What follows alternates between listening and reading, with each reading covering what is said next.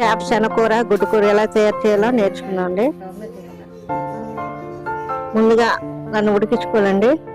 ఆ శన అనేది నీచు వాసన రాకుండా ఉండాలంటే, చేప అన్నాక ఎలా నీచు వాసన వస్తుంది రాకుండా ఉండాలంటే ఇది వాటర్ వేసుకొని అందులో పసుపు వేసుకోవాలండి. పసుపు వేసుకుని ఆ శన అనేది ఆ నీళ్ళు మరుగుతూ ఉంటాయండి. మరుగుతున్నప్పుడు ఈ శన అనేది అందులో వేసుకోండి. అందులో వేసుకుంటే గట్టిగా అవుతుందండి. ఆ శన అనేది గట్టిగా అవుతే టర్న్ చేసుకోవాలండి. మళ్ళీ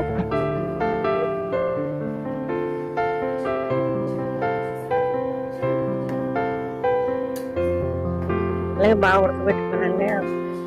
శనంతనా అదంతా బాగా ఉడకబెట్టుకుందండి.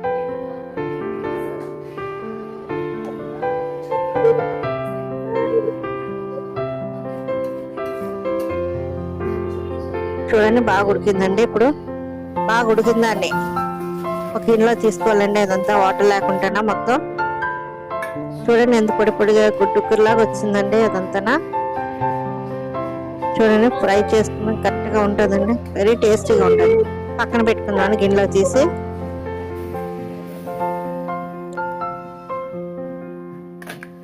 అలాగే ఒక కళాయి పెట్టుకున్నాను మళ్ళీ పొయ్యి మీద. అలాగే 4 స్పూన్లు ఆయిల్ వేసుకోవాలండి. అలాగే 4 పచ్చిమిరపకాయలు సీలికలుగా చేసేసుకోవాలండి. అలాగే ఒక కరివేపాకు రొబ్బ వేసుకోవాలండి. అలాగే ఒక పెద్ద సైజు ఉల్లిపాయ వేసుకోవాలండి. వేసుకొని బాగా ఏగాలండి. పచ్చివాసన పోయేలాగా ఏగాలండి. అంతా అల్లం వెల్లుల్లి పేస్ట్ అండి వేసుకోవాలండి. దానికి వేసుకొని బాగా కలుపుకోవాలండి పచ్చివాసన పోయేలాగా.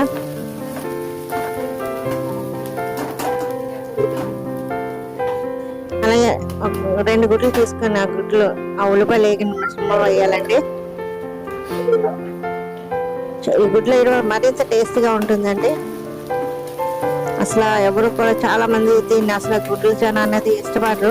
కానీ ఇలా చేసి ఒకసారి పెట్టారంటే ఇష్టపడలేని వాళ్ళు కూడా ఇష్టంగా తింటారండి.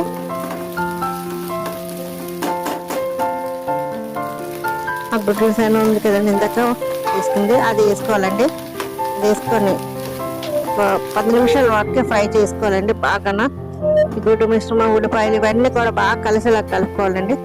కలుపుకున్నాక ఒక కారం 2 స్పూన్లు కారం వేసుకోవాలండి. అలాగే ఉప్పు టేస్ట్ సరిపడ ఉప్పు వేసుకోవాలండి. అలాగే ధనియాల పొడి వేసుకోవాలండి. అదేవిధంగా జీలకర్ర పొడి అండి. అదేవిధంగా బాగా కలుపుకోవాలండి. కారం ఉప్పు ఇవన్నీ కూడా మొత్తం పట్టేలాగా. చూసారు ఎంత బాగా వచ్చిందో. చూడండి ఎంత బాగా వచ్చిందో, ఎంత టేస్టీగా వస్తుందో. టేస్టీగా కూడా ఉంటుందండి.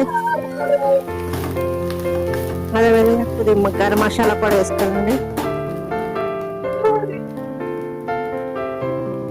చూసారా గుడ్డు చాప్షన్ అనేది ఎంత టేస్టీగా ఎంత విడిగా వచ్చింది.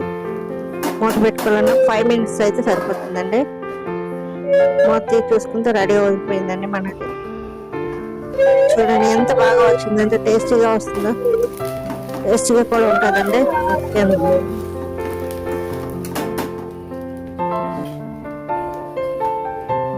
లాస్ట్ లో కరివేపాకు వేసుకోవాలండి. నచ్చితే లైక్ చేయండి, షేర్ చేయండి, కామెంట్ చేయండి. Okay bye.